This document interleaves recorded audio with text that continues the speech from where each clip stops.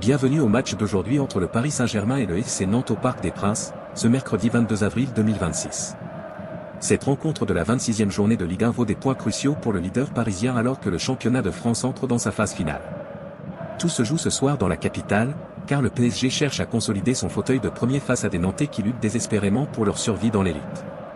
Le Paris Saint-Germain occupe actuellement la première place avec 63 points et presse pour maintenir son avance malgré la pression constante du RC Lens au classement. L'entraîneur Luis Enrique s'appuie sur l'efficacité redoutable d'Ousmane Dembélé et Bradley Barcola, co-meilleurs buteurs du club avec 10 réalisations chacun, pour forcer le verrou adverse. Le FC Nantes se trouve au 17e rang avec seulement 20 points et vive une saison de grande souffrance, n'ayant remporté que 4 victoires depuis le début de cet exercice. L'historique récent des confrontations penche largement en faveur des Parisiens, invaincus lors de leurs 7 derniers affrontements de Ligue 1 face aux Canaries, avec notamment un succès 1-0 au match aller. Tactiquement, le système en 4-3-3 basé sur une possession dominante des locaux affronte le bloc bas et la discipline défensive mise en place par Antoine Comboiré pour tenter de créer l'exploit.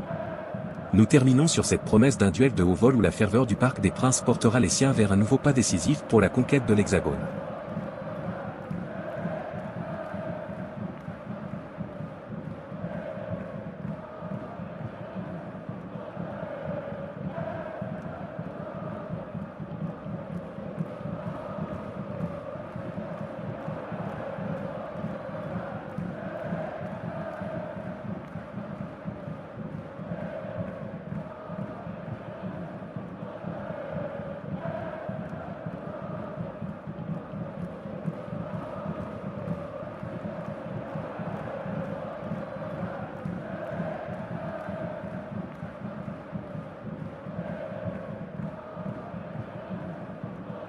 Le Parc des Princes a été le théâtre d'une entame de match particulièrement animée.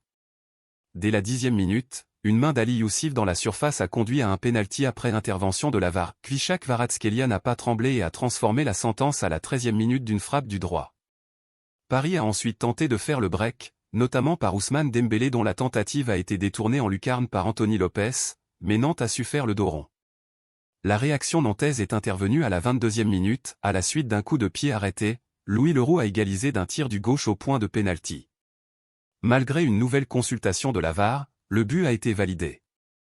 Revigorés, les Canaries ont multiplié les assauts, voyant une frappe de Mati Ablin contrée par Beraldo. À l'approche de la pause, le jeu s'est durci, Désiré Doué subissant plusieurs fautes sur l'aile droite alors que le PSG cherchait à reprendre les commandes de la partie.